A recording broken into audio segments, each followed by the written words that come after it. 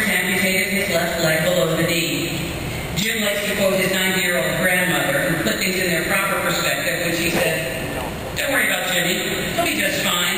God doesn't give him anything he can't handle." Several years later, Jim moved to Florida, where he joined and eventually became president of the United Amputee Services Association, active in peer counseling for new amputees, often visiting them in hospitals and rehab centers. He has also rewritten the Survivor's Guide to the Recent Amputee, which is distributed to new amputees and their families throughout the United States.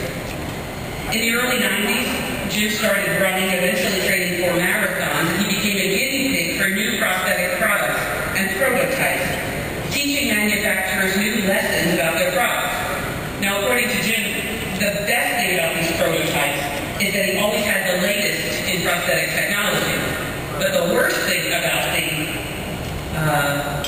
being the first one, having the latest in prosthetic technology, was that he was the one who had to work the bugs out of all of the new products. So when something failed, sometimes he says he had to hitchhike home on his one leg.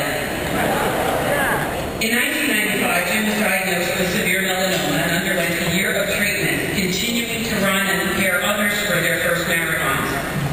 Just before his 50th birthday in 1999, Jim's melanoma reappeared in his lung and he had his right lung removed. His first question to the surgeon: "When can I start running again?"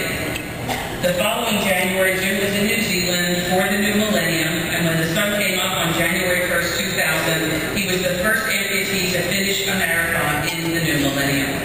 Jim eventually ran 12 marathons, among them New York, Philadelphia, Chicago, all the biggies, and numerous half marathons and 5Ks.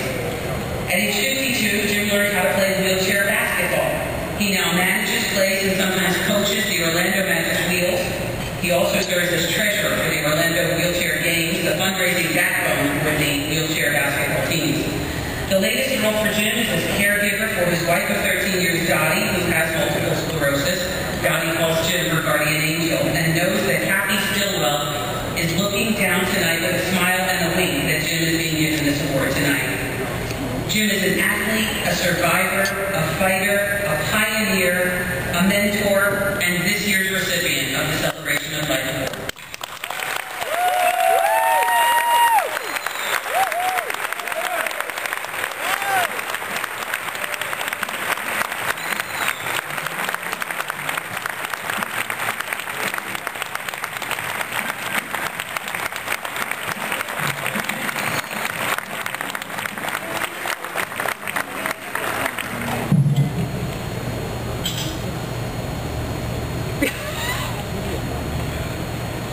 I want to thank the Kathy Stilwell Foundation for this award. I certainly didn't know it was coming, that's for sure. But they did give me plenty of lead time, so I wouldn't be at a loss for something to say. And God knows me, ask anybody that knows me, it's not about getting me to speak up, it's about getting me to shut up. So I figured that whatever I came up with better be brief. Nobody likes seeing heads bounce off the table as people fall asleep. Although my old high school physics teacher did keep a cattle prod handy for just such an occasion, but that's another story and a different generation. I also wanted to say something you could think about after you leave here tonight. So let's talk about the differences real quick. Generally, people with some sort of disability are referred to and perceived as disabled. Regardless of how politically correct you try to be or what kind of spin you put on it, that's the perception. The perception is reality. So let's see if we really are so different. Did you ever wonder how the disabled community refers to the rest of the, quote, normal people in the world? Temporarily enabled. At least that's how some of the amputees in my support groups like to put it. Think about it. Temporarily enabled is probably a pretty accurate description for those that we usually think of as normal people. I guess if there really is such a thing as a normal person, it's just really a temporary situation. Does anybody really believe they can get through life without stepping on at least one of life's little landmines? I doubt it.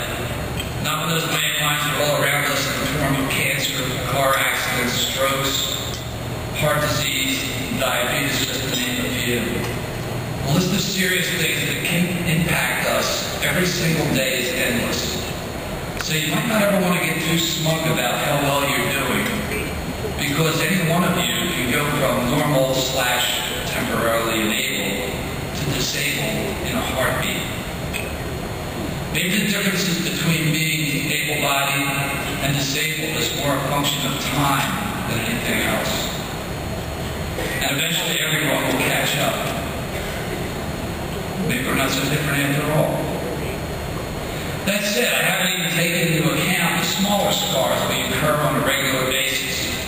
For example, I always like the scene in Jaws where Richard Dreyfuss, the shark expert, is comparing scars with the gnarly Captain Quinn, the shark hunter. They do show and tell, explaining how tough they are, describing how this shark bit a leg and that shark gashed an arm, and they drink to each other's scars. And then Richard Dreyfuss points to his chest, and he says, where there's obviously not even a scratch, he says, "This is the worst one of them all. Mary Ellen Moffat, she broke my heart in high school." They all laugh, they have another drink, and have the shark attacks. But the point of this is that scars aren't always visible. And even the small ones leave us all a little damaged.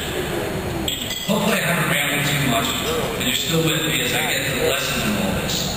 I remember hearing this once, and it kind of stuck with me. Someone once said, "We're all of us a little broken, but it's up to those of us that are less broken to look out for us, those of us that are more broken."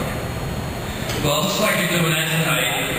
I want to thank you for your participation and your generosity. Have a great rest of the evening, but don't ever forget that you're all just temporarily enabled.